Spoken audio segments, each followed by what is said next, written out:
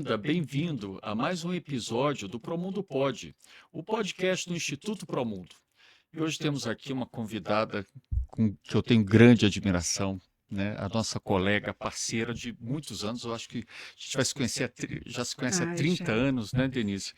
É a Denise Maria Fonseca Paiva, minha querida Denise Paiva, que é assistente social com trajetória de mais de 5 décadas na gestão de políticas públicas no Brasil, atuando nos poderes executivo e legislativo, além de organizações da sociedade civil.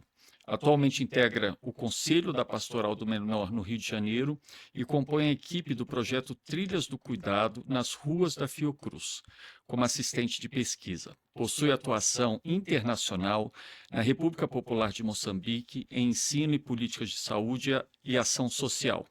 É graduada em serviço social pela PUC de Minas, com especialização em pós-graduação pela FGV.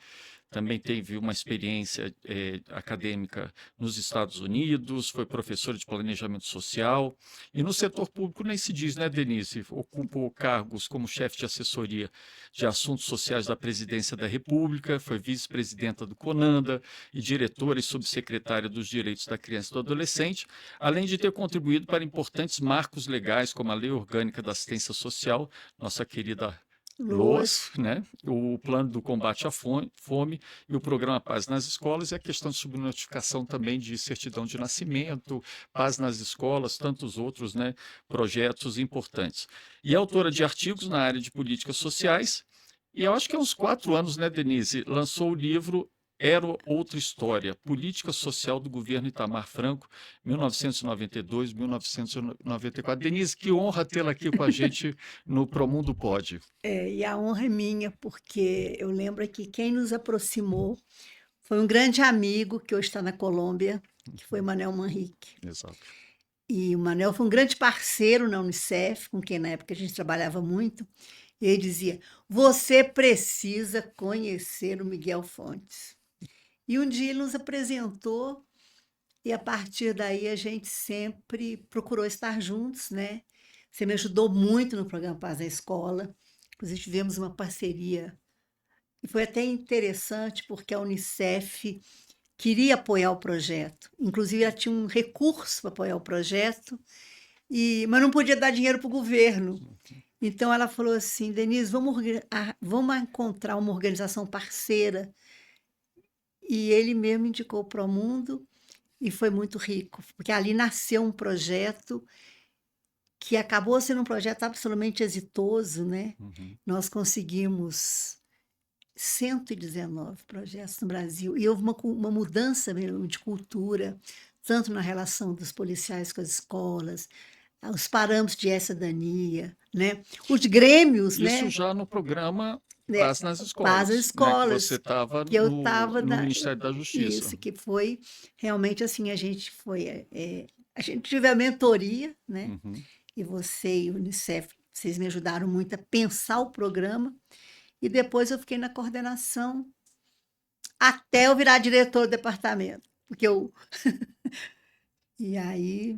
Que eu acho, Denise, interessante, né? Desde que eu te conheci, e ali o Promundo já existia, era a questão assim, você era muito aberta ao escutar realmente, né? Não só ouvir, mas escutar novas estratégias de trabalho. E o Manuel Manrique trazia toda essa lógica de mobilização social, Sim, que vinha do Peru, mas também da Colômbia, né? sim, Tinham vários sim. estudiosos na Universidade de Los É, Angeles, e e você encampou, né? Você encampa muito, e você usa o seu próprio jeito, né, de fazer a coisa é, rodar dentro do governo e fora dele, né? eu acho que quando a gente está no governo, a gente tem que ter uma habilidade, né? Sem dúvida, porque a gente às vezes tem que matar alguns leões, né? Uhum. Mas a gente tem que ter realmente uma visão estratégica.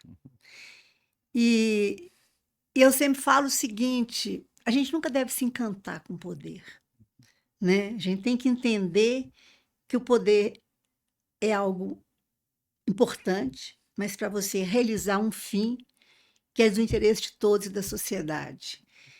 E eu sempre tive isso muito claro na minha vida, sabe? Eu estou aqui, mas eu tenho uma missão, eu tenho um papel. Eu não vou me deixar enganar lá pelo poder.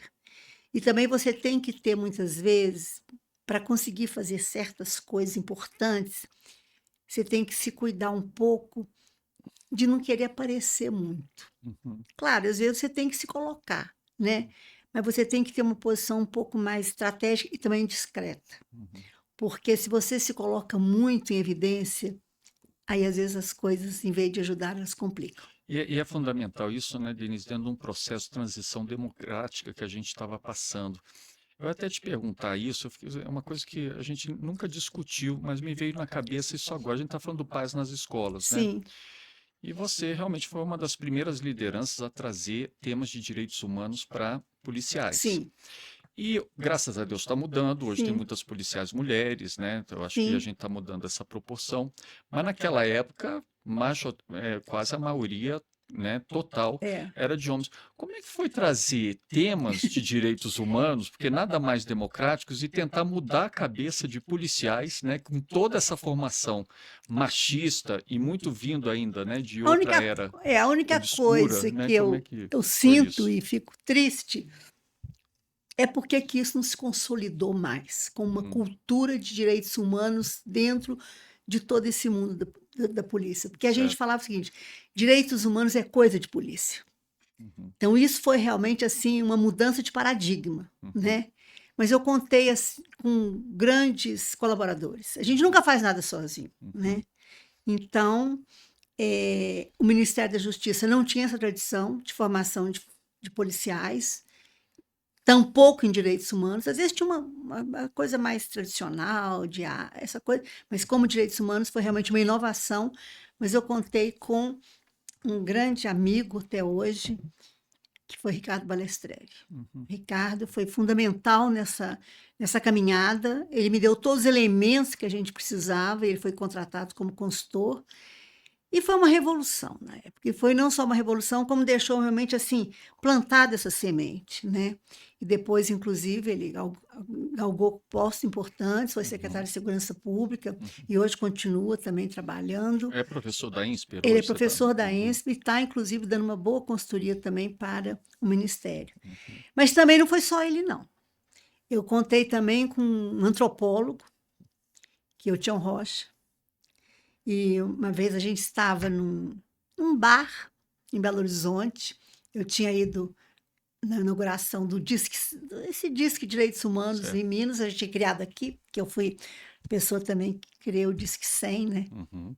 Isso também Só está na isso, minha né? Só biografia, né. isso. O Disque 100 está na minha biografia, né. Maravilha. E eu estava em Belo Horizonte e, assim, de forma muito informal, convidei o Tião para estar lá com a gente. Hum, E fomos depois com o pessoal da polícia, da escola militar, com o secretário de Direitos Humanos, um grande amigo, que morreu há pouco tempo, Francis Francisco, uhum. que era um entusiasta também do Paz na Escola, me ajudou muito também, e fomos para um bar. E eu brinquei e falei assim: "Gente, eu queria fazer algo revolucionário, algo diferente". Aí estava lá todo o pessoal lá, né, da polícia militar, da academia, né. "Vocês topariam fazer algo revolucionário? O que que você está propondo?". Eu falei: "Eu gostaria que um antropólogo juntasse professores e policiais, numa mesma sala de aula, e juntos aprendessem a se relacionar e depois fizessem um plano de atuação conjunto numa comunidade com alto nível de violência. Vocês topam?". Toparam. E nesse momento você ainda, então, a atuação no Ministério da No Justiça. Ministério da Estava ali. Justiça. E aí, Isso no então, final dos anos 90, né, que a gente está isso. E falando, né? aí, quer dizer, então, o que que a gente fez? Nós criamos no currículo da polícia, da Academia de Polícia Militar, uma cadeira Uma chamada cadeia de Polícia direitos humanos. Solidária, Uhum. e que era exatamente juntar professores com policiais. Ah, bacana. Uhum, Então, assim, às vezes, tem uma coisa que eu acho que é muito bonita, que eu lembro sempre, que é o seguinte: 2 coisas. Tem uma coisa do Mercador de Veneza que fala assim: "As coisas amadurecem a seu tempo para seu justo valor e real perfeição". E tem uma coisa também que eu lembro o seguinte, que na ilha de Creta tiveram muitas experiências importantes. e que elas ficaram adormecidas. Mas pelo fato de elas terem existido, um dia elas voltam. Então a minha esperança é que, embora hoje a gente tenha um padrão, eu não estou dizendo de governo A, B ou C, Uhum, tá? uhum, Mas existe um padrão de descontinuidade e que muitas vezes algumas coisas que aconteceram vão para o limbo, uhum. mas que um dia elas vão voltar. Porque elas existiram. E porque existiram, algum dia elas voltam. Então tem muita esperança na minha vida, né, de ainda antes de morrer, né, que eu espero que eu vou viver muito, né, Miguel? Eu espero que eu viva mais de 90 anos. Eu ainda espero que algumas experiências, tipo direitos humanos para os policiais, certo? Algumas coisas importantes, principalmente na linha da intersetorialidade. Ontem eu estava coordenando uma mesa lá no Abrascão, né? Uhum. Tinha mais um congresso, estava Que com é o 11 Congresso da Saúde saúde Coletiva, o maior coletiva, congresso da uma saúde coisa coletiva do fantástica, Brasil. 11 mil inscritos, né? E eu estava na coordenação de uma mesa e, ao final, uma pessoa falou da importância da intersetorialidade. E eu disse assim, olha, ainda, embora existam experiências importantes, não vamos negar, tem, se Uhum, você for pensar, tem. Mas ainda existe muita distância entre a intenção e o gesto. Por mais que você tenha necessidades e propostas de protocolos institucionais, mecanismos, existe uma coisa muito importante, que enquanto nós não superarmos os conflitos e as disputas corporativas entre pessoas, se a gente não tiver realmente uma formação para solidariedade, para mediação de conflitos, uma relação diferente, não competitiva, mas uma educação para a cooperação, não vai ter Um dos concorrentes intersetorialidade. que a gente tem, né, Denise, nesse processo todo é cultural, que é É o cultural. machismo. Machismo, isso tudo é muito dentro de uma lógica machista, né? Mas assim, quando você trabalhou com os policiais, o tema de direitos humanos, porque é interessante, o pessoal pensa que é um bicho de sete cabeças, Não, mas homens mudam, né? Homens se abrem, assim, hom- o que hom- precisa é um processo formativo. homens precisam sentir que eles têm o direito de chorar. Uhum, Os homens precisam quebrar certas coisas que não estão nem na sua própria essência. uhum. Agora, eu valorizo muito o seu trabalho. Não só valorizo, como eu sei como ele tem um papel de vanguarda, porque ele é absolutamente um trabalho inovador, porque a base da violência, você trabalha na base da construção. Se nós tivéssemos realmente uma mudança cultural efetiva para quebrar esse padrão de machismo, Uhum, nós não teríamos tanto feminicídio. uhum. Nós teríamos uma outra relação, homem e mulher, na vida, no trabalho, na casa, em todos os campos. Então, eu acho que isso que você faz, e essa coisa que muitas vezes até, acho que agora já ganhou mais apoio, É visibilidade, mas eu no acho que um início pouco, era né? uma coisa meio Era assim, um deserto, né? meu Deus, ele está falando de quê mesmo? Não estou entendendo o Tá que, que ele está posto, né? A falando. relação de gênero é essa, tá Mas posto, né? hoje não. Eu tenho assim a plena consciência e não foi à toa que eu te acompanhei quando você ganhou o primeiro prêmio do Conselho Nacional de Justiça em relação ao programa P. E eu Uhum. estava lá, inclusive, nessa época. Daí eu estava dando uma assessoria para Foi, você, né? verdade. A gente analisou tudo isso. Mas siga em frente, Mas, isso é Denise, fundamental. E não é só na saúde, você uhum, tem que impregnar isso nas várias políticas sociais, na educação, na assistência social, porque a assistência social é uma porta de entrada importantíssima para esses grupos de vulnerabilidade. Então não pode ser só mulher, não, mas uma tem que ser coisa, homem e mulher. mas uma coisa que me chama atenção na sua trajetória é o seguinte, que você é, pegou o ciclo ali de transição democrática e você pegou contextos extremamente machistas de poder, né? Assim, o Itamar foi um presidente que apoiou a transição, mas todo o contexto ali era extremamente machista. Aí vai passando extremamente, extremamente. Mas Foi você muito difícil. conseguiu contornar muito dessas coisas, trazendo uma linguagem que era de criar uma consciência da importância de direitos humanos, do cuidado, do autocuidado. Quer dizer, acaba sendo uma fresta que se abre, Sim, né, para que as políticas públicas possam ser mais sensibilizadas a mas isso, né? depois eu vou te passar uma foto, eu numa reunião ministerial, eu era a única mulher. Uhum. Então, assim, É realmente difícil. não foi muito fácil, não. E eu acho que o fato, eu lutava muito com essa história de ser mulher, ser muito jovem, eu estava com 30 e poucos anos ainda, e na época eu era considerada uma mulher bonita, né? Então, então o pessoal ficava assim, sabe? Mas é muito difícil você ter poder, e na época eu tinha muito poder.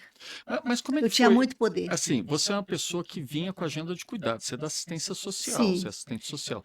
Como é que foi trazer essa pauta? Porque a gente fala de direitos humanos e tudo mais, mas a gente está falando que você, na verdade, estava levando uma pauta de cuidado. sim, Todos os projetos que eu vejo tudo, aqui, por tudo, trás dele tudo. tem o cuidado e o autocuidado, por trás que agora virou uma política E, nacional. Mas inclusive, isso começou ali com lideranças como a sim, sua, que era capaz de congregar algo que abria esses espaços, porque é concorrente, né, ao espaço desse negócio rígido, que não é. pode, do poder. Isso é que eu acho Não, mas interessante nessa trajetória, né?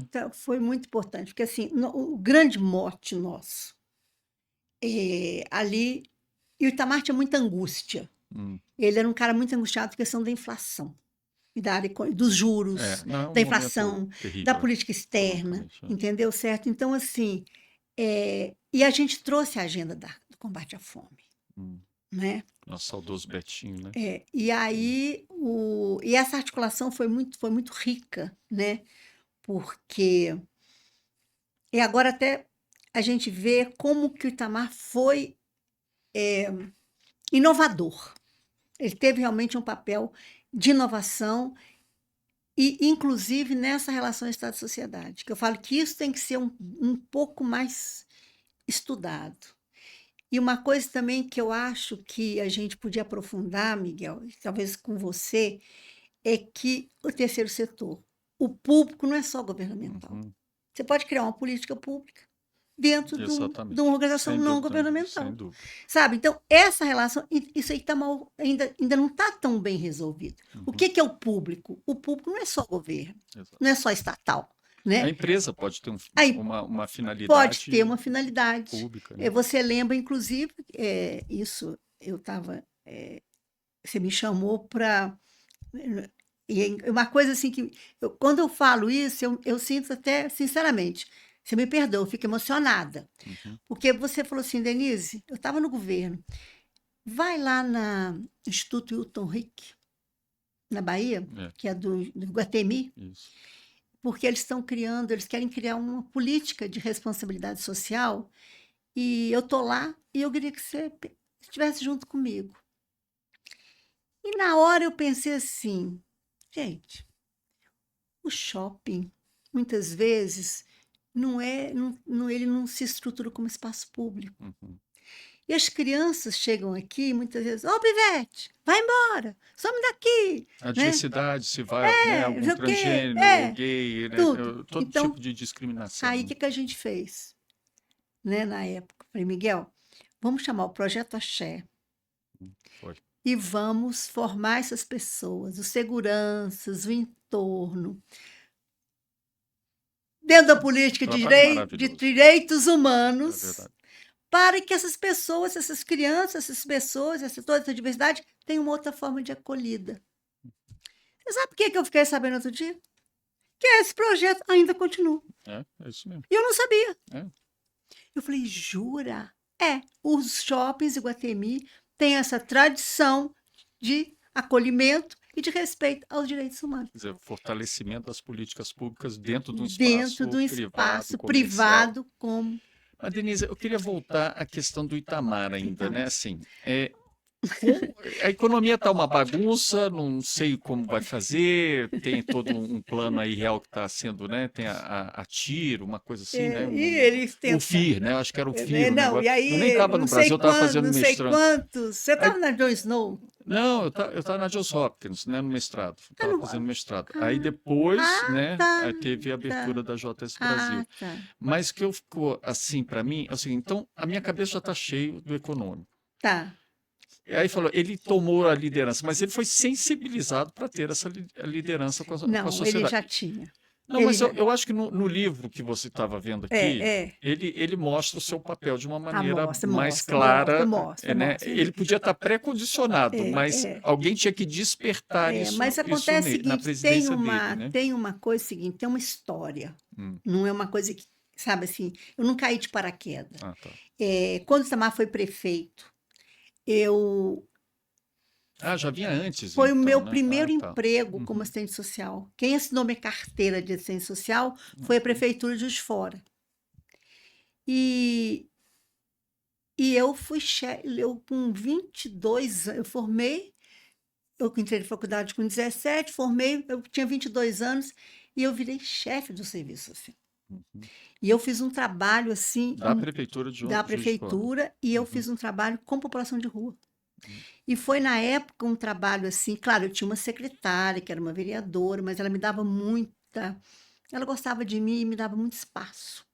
E isso as pessoas têm que ter também. Não adianta só você ter competência, você tem que ter uma relação política de confiança e de espaço. E ela me dava muito esse espaço. Então nós temos negócio assim na época que eu chamo revolucionário. Nós criamos o estacionamento público nas vias públicas, que não tinha esse negócio de zona azul. Criamos uma associação de apoio. Então, nós tínhamos o dinheiro de todo o estacionamento, mais as verbas da prefeitura, para fazer todo um trabalho de proteção à população de rua. Uhum. Então, assim, convênio com as entidades, assistência humanitária. Se a pessoa quisesse, não de forma forçada, eu sou totalmente contrário a essa política aí maluca que Uhum. tem de pegar as pessoas e mandar. Não. Mas se a pessoa chegava, às vezes, entendeu? Às vezes vai para uma consulta médica, aí não tem como voltar. Nós tínhamos centros de apoio, de Que triagem, de beleza. encaminhamento. Nós tínhamos. Isso que ano, Denise? Isso foi 73, Nossa, ainda antes da 74, Constituição. 75, 76. Olha, aí o Itamar vira senador. O vice dele era o doutor Saulo, uma pessoa maravilhosa, um médico humanista. Eu continuei com ele e, por incrível que pareça, um ponto que a gente vai se reencontrar agora, Uhum. nessa política do cuidado, que eu quero tratar com você. A LBA, na época, soltou um edital que só ia uma cidade no Brasil ter apoio para criar o pré-escolar, pré-escola. Mas começando pequenininho, não era essa pré-escola, começar praticamente eram as creches. Certo. E aí chegou o edital, caiu na minha mão, falei, tá bom, tá aqui. Aí eu bolei um projeto, já primeiro com as associações comunitárias, associações de bairro, a partir daí com eles. E com tudo, todas as conexões possíveis que você tinha que ter numa política de atenção à criança. Certo. Universidade, faz tudo. Foi o único projeto. Concorremos com o Brasil Aprovado. inteiro e o projeto foi aprovado. Então, a gente criou o primeiro projeto no Brasil de atenção pré-escolar, que tinha toda uma característica. E eu era coordenadora. Uhum. Bom, eu era casada com um médico, ele era infectologista, vai fazer residência no Emílio Ribas, aí eu fui para São Paulo. Então, assim, mas aí o Itamar sempre tinha na cabeça dele o quê? Aquela imagem de uma jovem corajosa, briguenta, entendeu? Que defendia os meninos, Abrindo espaço para a política ali, que social. defendia Tá. e tinha inclusive uma coisa, Miguel, que eu não tinha Zap, né, na época, não tinha Zap, imagina. Mas tinha um bar, que era um bar, eu sempre fui de esquerda, sempre fui, né, mas essa coisa toda. E em Juiz de Fora também tinha um segmento de esquerda forte, movimento estudantil, essa coisa toda. E tinha um bar das esquerdas, chamava Leiteria Astoria, que era na Rua Alfred. Uhum. E tinha um mural. Então, o que que eu combinava com população de rua? Olha, qualquer coisa, porque tinha uns que não queriam sair da rua, não. Não é todo mundo que quer sair, tem gente que quer Tem ficar. uma cultura Você da rua também não também. pode Não também pode. forçar. Então, tem Exato. gente que vai para cá, vai para lá, vai para cá. Tem Uhum. os abrigos, a gente tentava ver também as condições dos abrigos, Certo. dava subvenção para melhorar. Bom. E tinha uns que gostavam de ficar. Mas eu falava, ó, aqui tinha um feltro e tinha um mural. Falei, "Mãe, qualquer coisa que vocês precisarem, vocês põem um bilhetinho para mim que eu vou lá olhar." Uhum. Então, eu tinha uma relação com eles num bar que chamava Leiteria Astória, e eles então deixavam. Denise, meu óculos quebrou. Tá bom, então vamos ver isso. Ó, estou precisando de não sei o quê. Então, eu tinha uma relação de WhatsApp Direta, através né? de um De um mural, que de um legal. mural num bar de Aham. esquerda. Eu sempre lembro. Aí o pessoal Aí, de ria. vez em quando tomava um chopp lá também. Não, imagina, e fazia todas as reuniões e tudo, entendeu? Aham. Então, assim, então Itamar tinha uma visão muito positiva em relação a mim, entendeu? Depois, uma época, ele me levou para ser assessora dele na Constituinte. Aí eu não ficava muito em Brasília, vinha de vez em quando, mas ele precisou. Ele foi Constituinte nota 10. Então, assim, e foi um período muito rico da minha vida, muito rico, porque eu mergulhei, né? E era a oportunidade ali, né? De criar uma Nossa, e ali foi, Constituição inclusive, a cidadã. questão mesmo, assim, estudamos muito a questão do SUS, Uhum. né, da criança. Até ontem eu esqueci de falar, queria falar do artigo 227 da Constituição, né? Uhum. Prioridade absoluta para criança e adolescente. 1 É o milhão que e abre para o 400, ECA, né? O Estatuto da Criança e do claro, 1 Adolescente. milhão e 400 mil assinaturas. É a maior emenda popular que nós já tivemos no Brasil, foi da criança e adolescente. E isso me irrita, isso me deixa indignada, porque até hoje a gente precisa fazer a lei valer. O estatuto ainda é uma quimera. É. Então, assim, e foi um movimento muito forte. Veio das ruas, movimento de rua, das ONGs, sabe? Então, assim, mas é aquilo que eu falei, Ah, é uma tá. Então, experiência já rica. havia um Ele reflexo já nas ruas, tinha, e também já havia um reflexo das ruas que ele estava bem sim, antenado, então, do que estava. estava E ele acontecendo, era uma né? pessoa sensível. O Uhum. Itamar tinha uma Certo. sensibilidade grande. E quando ele queria que eu assinasse também, ele queria que eu fosse presidente da LBA, me propôs isso. E eu falei, olha, Itamar, eu não posso aceitar. Por quê? Estava naquele movimento da LOAS, Certo. porque o Collor tinha vetado a LOAS e a sociedade civil se organizando para retomar a LOAS. A LOAS previu o quê? Extinção dos órgãos, a descentralização. Como é que eu entrar num órgão que eu ia Descentralizar, né? para depois querer A LOAS foi aprovada quando, finalmente? Lei dia orgânica, 7 de dezembro de 1993, que é a base do SUAS. que é a base do SUS e a base da transferência de renda não Da contributiva, que é o Bolsa descentralização. Família. Bolsa Família, certo. Toda a condição legal do Bolsa Família está ali, Uhum. entendeu? Então, a LOAS foi uma coisa importantíssima, porque você tinha até então a noção, você não tinha noção do direito. Uhum. Então, a LOAS traz essa noção do direito. Denise, uma coisa que eu estava pesquisando aqui, e assim, os dados que chegam para mim, assim, em termos de população de rua, e deve ser daquela época também, nós estamos falando de pesquisas que mostram 84%, mas chegam algumas a mostrar 91%, que a população de rua é de homens. Maioria Maioria. Assim, mas é uma maioria. absoluta. Você discutem isso? O que acontece? Assim, é esse também processo de desligamento, de não ter essa oportunidade de conexão emocional com a família, consigo mesmo, autocuidado, cuidado? O que está sendo debatido? O que era debatido naquela época e o que avançou agora? Olha, eu acho que as mulheres, elas têm mais inserção nessa coisa da família e das Uhum. comunidades, para ter essa desvinculação, que a rua, na verdade, tem vários fatores, mas ela exige um rompimento de uma integração psicossocial. Quer dizer, sabe, esse assumir a rua, né? E, e falam muito hoje que as mulheres estão muito nas ocupações, nas invasões.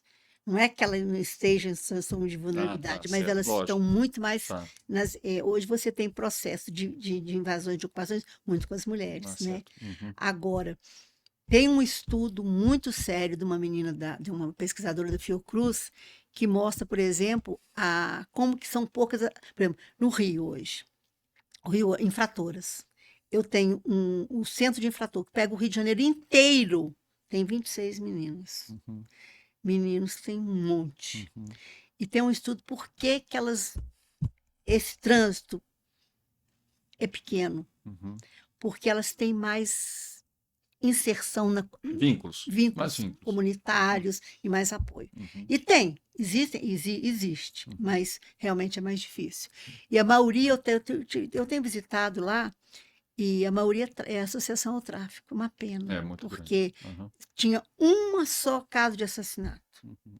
e alguns poucos casos de furto, mas a maioria é associação ao Mas tráfico. uma coisa que chama atenção, acho, Agora, realmente, é assim, você tem o razão, número é bem menor, mas está aumentando, tá? está aumentando Está também, né? aumentando. Agora, também tem uma coisa, eu tenho conversado isso muito bem com uma organização não governamental que chama Pretas Ruas. Uhum. As mulheres, elas se protegem na invisibilidade, elas não gostam de dar informação. Porque, normalmente, como elas têm filhos, elas têm muito Ah, tá, pode medo, ser falta de reporte também. falta de repor, porque é o seguinte, elas têm que proteger os filhos, porque senão vem o conceito tutelar, aí você está na rua, não sei o quê. Então, tem muito essa coisa também delas quererem ser invisíveis. Uhum, Isso é quem me disse foi uma diretora de uma ONG, chama Pretas Ruas. uhum. Porque eu falei, por quê? Muitas vezes elas não querem dar É porque, por informação. exemplo, né, E tem muito problema também. Eu tenho até um artigo que eu escrevi uhum, recentemente no Fetiche dos Dados. Existe muito problema de informação. uhum, Por exemplo, você quer ver um problema que eu vou te falar agora? Sério, posso até as pessoas vão me criticar, mas em 1993, estava no governo, o IPEA tinha um estudo da CEPAL, baseado em estudos de domicílio, que se você tem, por exemplo, a pessoa tem transporte, tem isso, tem aquilo, tem aquilo, tem aquilo, na verdade não sobra nada, então ele passa fome. Era um estudo com base de domicílios. uhum. Presta atenção. E aí, nós tínhamos uma reunião lá, esse absurdo foi apresentado. O Betinho, que tinha uma sacada danada, que aquele cara era um marqueteiro, falou assim: isso é o mapa da fome. Isso é o mapa da fome. E foi realmente, o estudo já existia, estava meio que engavetado, foi um estudo financiado pela CEPAL com o IPEA. E virou o mapa da fome. Então, ali nós tínhamos o quê?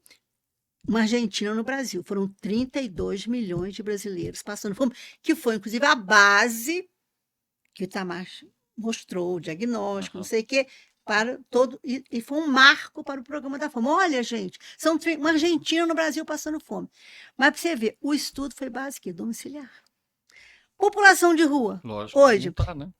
população de rua, você não tem. Lógico. Por que o censo não dá conta? Por quê?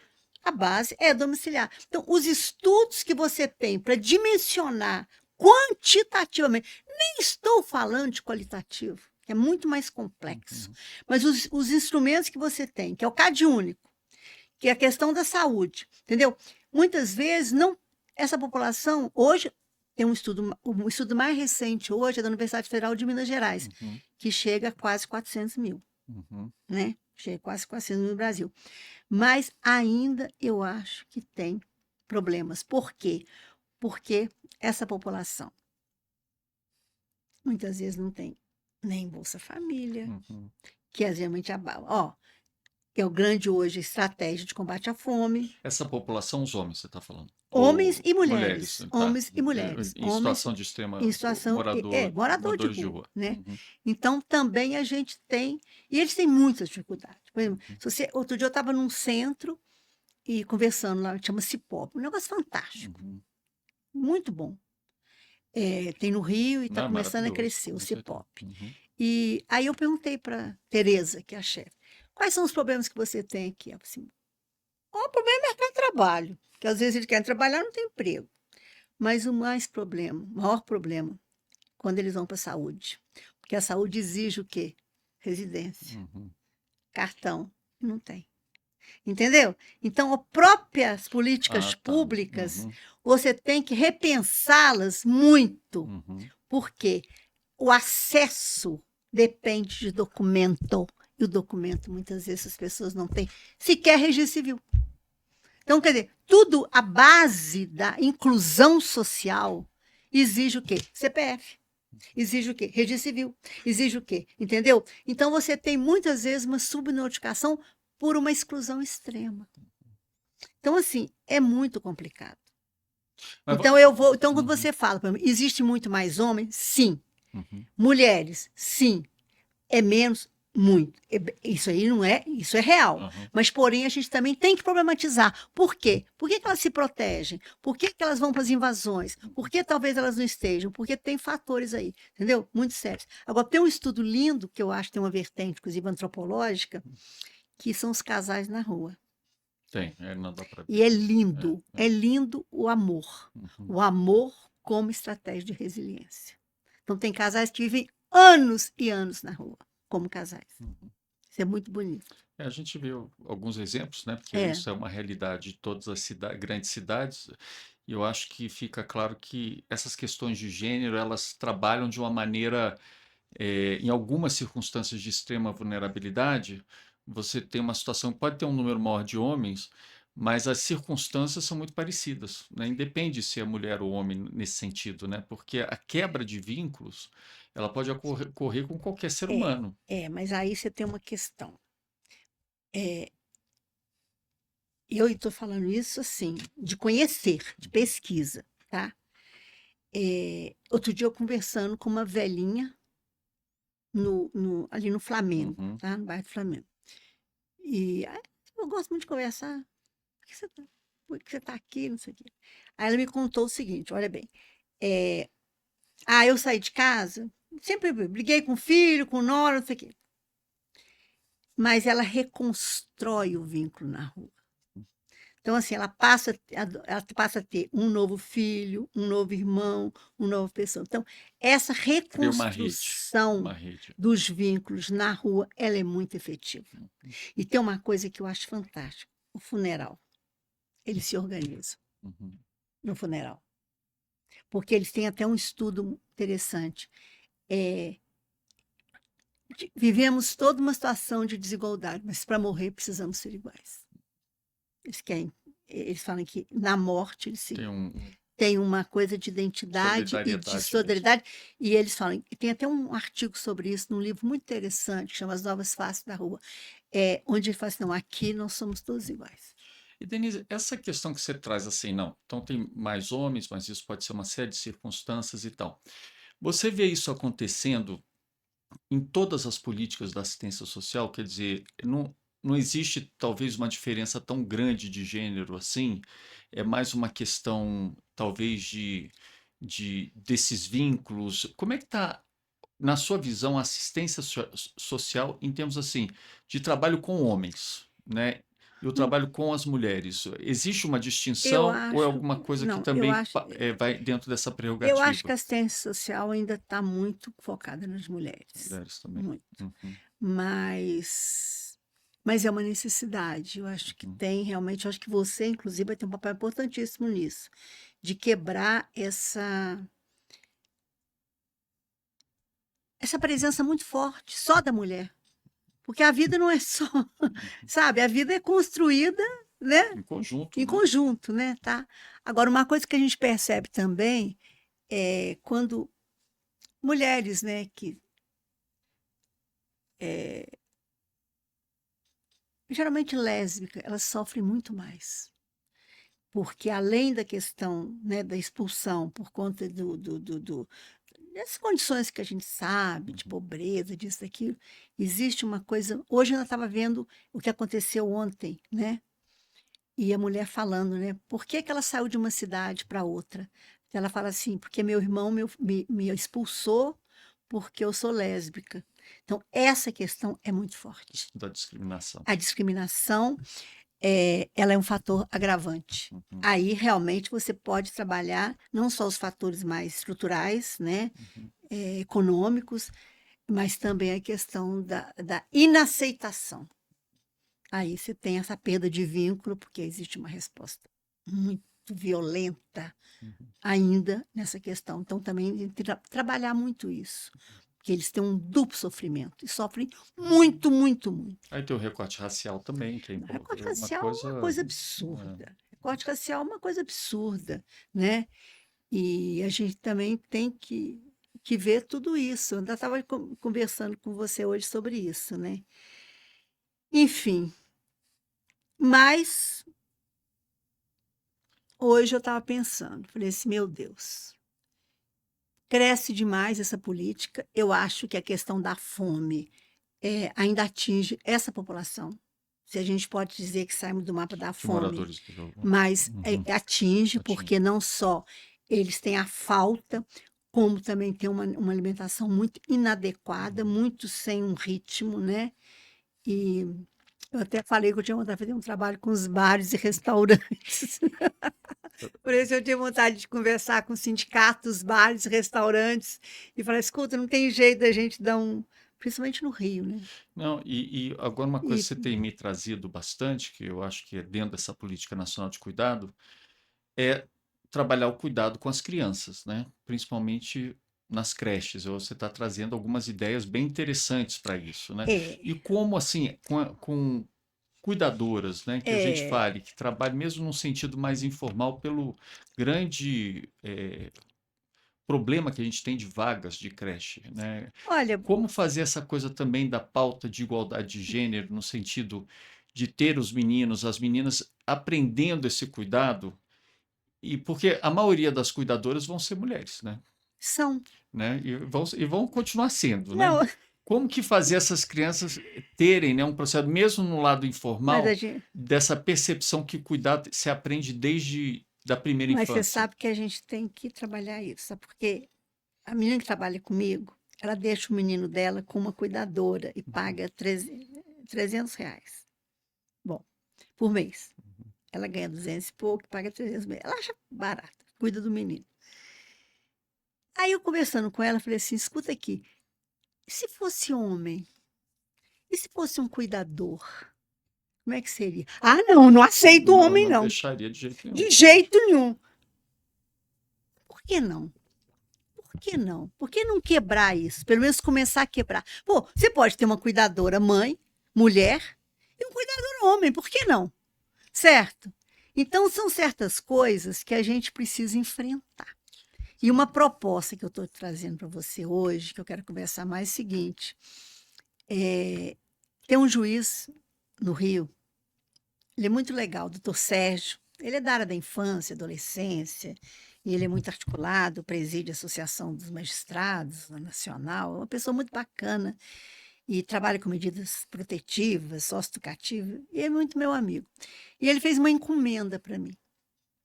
E ele me encomendou o seguinte: olha, eu estou muito preocupado com a falta de creche, e eu queria um projeto que pudesse resolver isso, porque aí tá. Então a gente fez um projeto que eu até quero muito discutir com você, até ver se o Promundo tem interesse de começar a formar essas mulheres, criar cuidadoras da primeira infância, exatamente essas mulheres que já têm esse trabalho nas comunidades, né?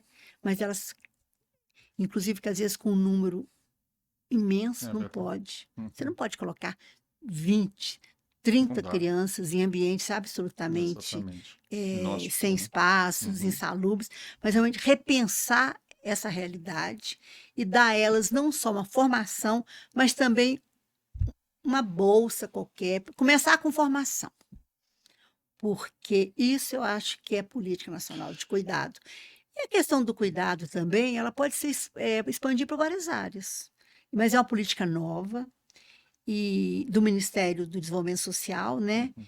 E que eu acho que a gente precisava de atentar mais para ela. E agora, inclusive, eu fui chamada, não sei, não comecei ainda, mas vou participar de o CNJ está criando a Política Nacional do Cuidado Maravilha. no campo judiciário. E eu Importantíssimo. devo participar desse grupo. Uhum. E eu gostaria muito de estar com você nessa discussão, nesse entrosamento, porque é uma coisa nova. É um E eu, promundo como eu tem, sei que é você é uma verdade. pessoa que adora inovação, Uhum.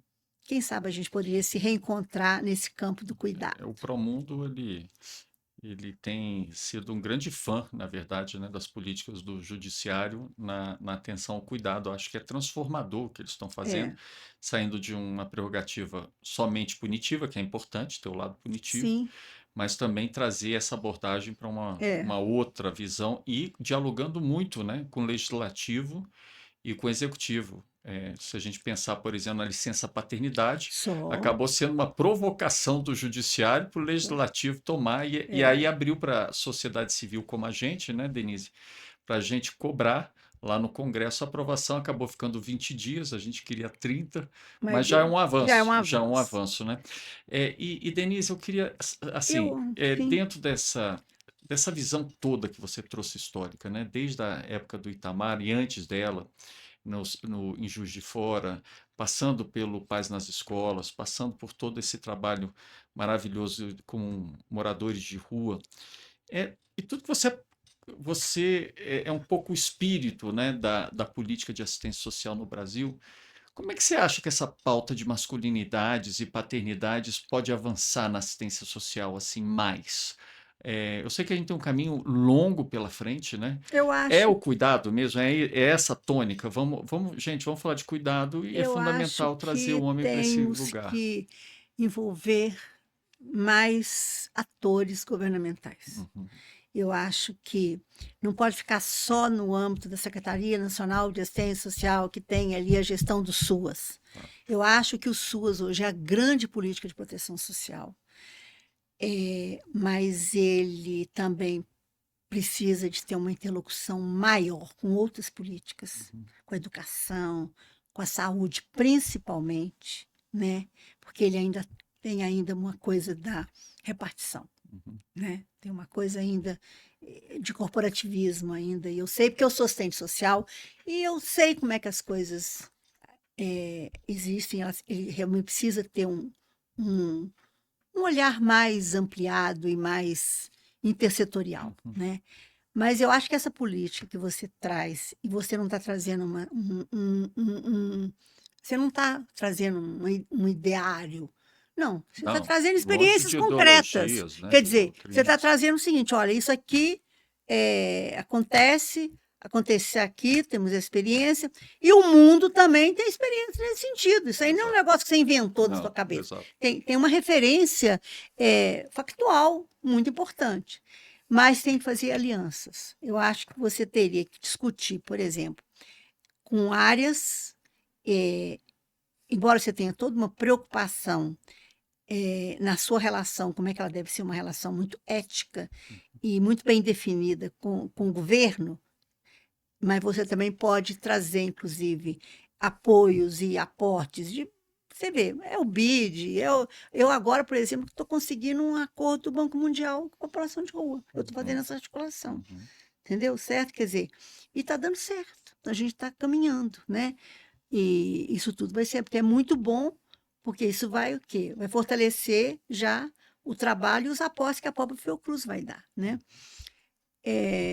Uma coisa também que a gente pode pensar é sensibilizar alguns parlamentares, uhum. né, para esse trabalho. Então, por exemplo, nós temos hoje possibilidade de emendas. Por exemplo, tem pessoas sensíveis a essas questões, né, na área de direitos humanos e tudo. Mas tem que sensibilizar mais. Mas, E ainda outra tá um pouco fora da está agenda. fora da agenda, então você tem que buscar, por exemplo, dentro do MEC, como é que está a relação com a SECADI, que trabalha com diversidade, com direitos humanos, então tem que chegar lá. Também em alguns fóruns de universidades, Uhum. né? E dentro do governo. Não pode ficar só na assistência. Mas agora, se bem que a área estratégica vai ser a Política Nacional do Cuidado, Uhum. que hoje está sendo Que liderada ela é pela. intersetorial. Ela é intersetorial e ela está realmente perpassando tudo. E é uma política nova. Uhum. E quem está lá, pelo que eu a conheci assim, rapidamente, mas eu já sei de história, é uma pessoa muito boa, que é a Laís Abramo. Uhum. Foi inclusive da OIT, e Maravilha. é uma pessoa importante, para ela entender e liderar Pegar esse essas processo, lideranças e pegar fazer essa esse liderança, processo. escuta aqui, Ótimo. vão mexer com isso. Mas o grande mote é o seguinte: essa questão é o quê? É a base da prevenção à violência. É isso. É a base da prevenção. Vocês Sim. querem prevenir violência? Vocês querem prevenir feminicídio? Vocês querem diminuir isso aqui? Querem diminuir... Por exemplo, você quer ver outro dia? Uma secretária de assistência social me ligou, desesperada, minha amiga, Malu. Denise, eu estou desesperada. Me recebi aqui uma criança de 2 anos, toda machucada, toda arrebentada pela mãe. Sabe por quê? Por que ela desafogou na criança? A violência Do marido. do marido. É um ciclo de É violência. A um gente já ciclo. falava, né? É um naquela- ciclo do de ciclo violência. da Quer dizer, violência. e onde é que você vai descontar? Na pobre da criança de 2 anos. Aí ela tira a criança da mãe. Leva a criança para um abrigo. Eu estou agora, hoje, passei inclusive para o pessoal lá do CNJ. A situação dos abrigos. Meu Deus do céu. É um caos. É um caos. Você está entendendo? Então, quer dizer, isso tudo é uma corrente. Agora, se você não vai fazer tudo, porque a coisa é muito complexa, mas se você atua nisso, você está dando uma grande contribuição, entendeu? Então, por exemplo, você estava me falando hoje, homens e mulheres têm que estar juntos. Não adianta você discutir com homens e com mulheres. Você tem que fazer com que os ambos entendam No final, né? e construam uma somos nova todos perspectiva. seres humanos, né? E vamos construir uma nova É verdade. perspectiva.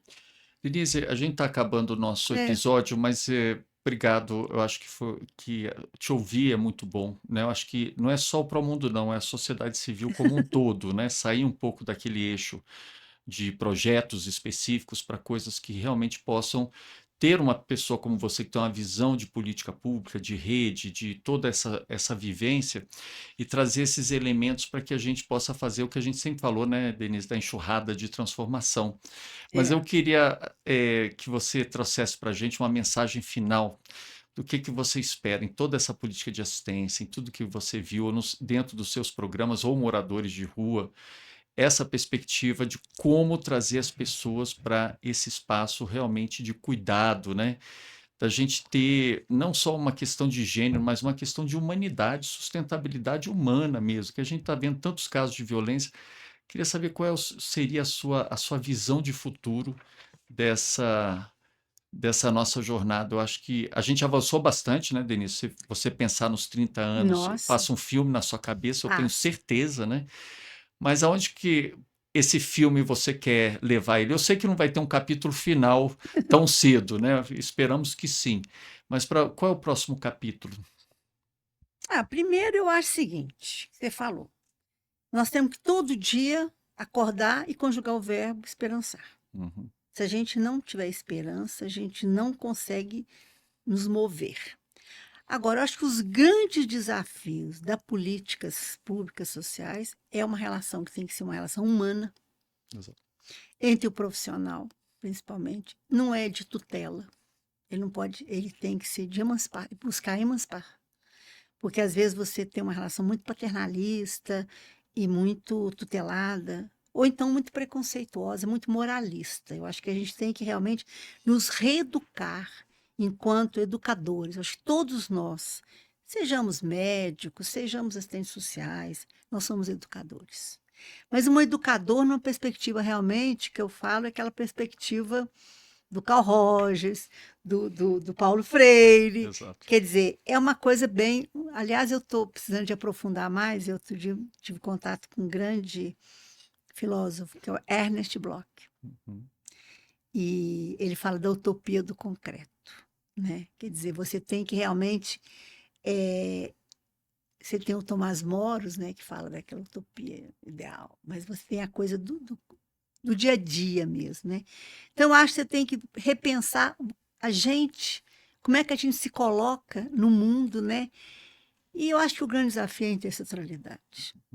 Não adianta. A mesma pessoa que vai no CRAS, atrás do Bolsa Família, é a mesma pessoa que está na rua pedindo, pelo amor de Deus, um prato de comida, é a mesma pessoa que vai no consultório de rua para ser atendida, é a mesma pessoa que está lá na escola, uma escola que ainda está com... Quer dizer, então, eu acho que essa integração das políticas sociais, você tem que ter não só mecanismos, fóruns de integração e também aquilo que eu falo, atitudes. Se a gente não romper com essa coisa da competição, do não sei o quê, fica muito complicado. Entendeu? E a minha vida inteira, eu às vezes até eu tenho que procuro sair de cena, vou para a ribalta, depois eu atuo, mas eu sempre tive isso muito claro, quer dizer, eu sou um agente de mudança e eu tenho um compromisso menos com as instituições que eu trabalho, mas mais com um mundo melhor. Então, assim, é claro que eu trabalho nas instituições, mas elas não são o meu norte total. Meu norte é maior. Então, às vezes, a gente tem que ultrapassar limites, trabalhar nas brechas, porque as instituições são muito compactas e elas não nos dão, muitas vezes, a dimensão da transformação. Então, a gente tem que ter isso muito claro. Quer dizer, sem saber que era impossível, foi lá e fez. A gente tem que ter essa visão realmente de que por que estamos aqui e sermos agentes de transformação social. Porque é isso que o mundo exige da gente. Ou seja, precisamos de mais Denise Paiva nesse mundo. Denise, Não, obrigado pela tá. participação. Esse foi mais um episódio do Promundo Pod, o podcast do Instituto Promundo, e até um próximo episódio.